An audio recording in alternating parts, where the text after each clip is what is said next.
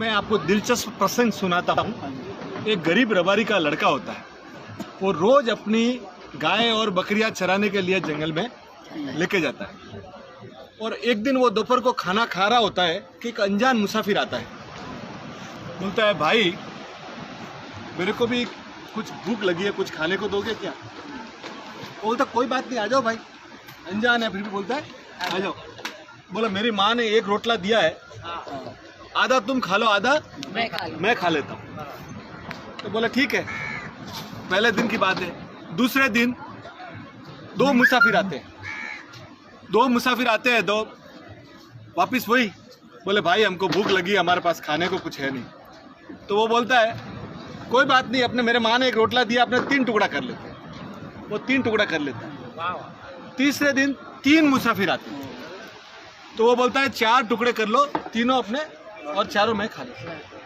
चौथे दिन 4 मुसाफिर आते हैं, तो वो बोलता है कि ये रोटला है ना, 4 टुकड़ा कर लो, आप खा लो, मेरी माँ शाम को मुझे खिला देगी, मेरी चिंता आप मत करो। वो चारों को खाना मिल गया।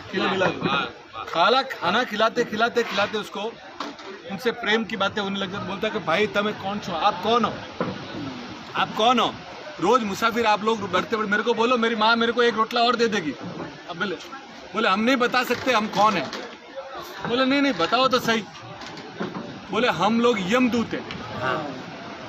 हम लोग यमदूत हैं और नीचे किसी का प्राण लेने आते हैं, और तुमको बता देंगे तो तुम हमको कल से खाना नहीं खिलाओ। बोले ऐसी कोई बात नहीं है, तुम आओ, पर तुमसे हमारी अपनी प्रेम हो गया तो मुझे मेरी मौत कब है मुझे बताओ, मेरी मौत कब है मुझे बताओ।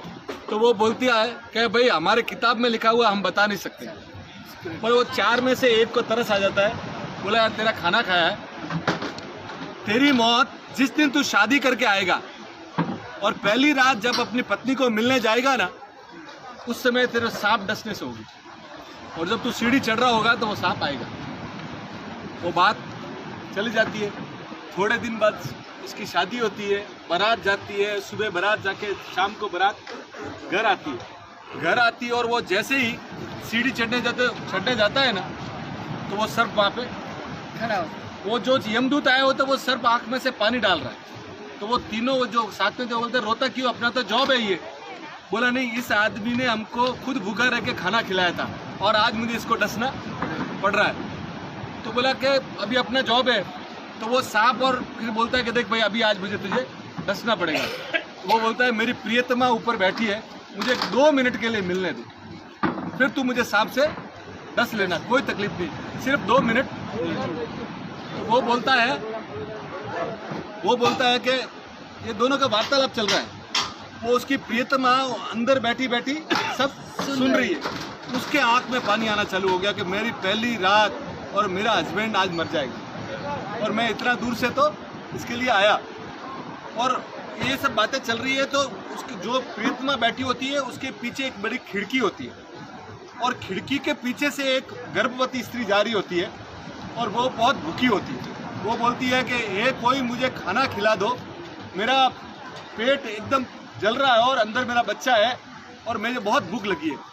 ये आवाज़ें ये प्रियतमा सुनती है। तो उसके घर पे जो भाता बोलते हैं ना, खाना उसकी जो माँ ने डाल रखा था, माना मिठाई वगैरह बोलती है, अभी मेरा तो पति अभी चल जाएगा, मेरे कुछ काम का नहीं। वो अपनी साड़ी से उसको नीचे डाल देती, और वो जैसे स्त्री खोलती है, स्त्री खोल के वो सीधा एक मुंह में निवाला लेती है।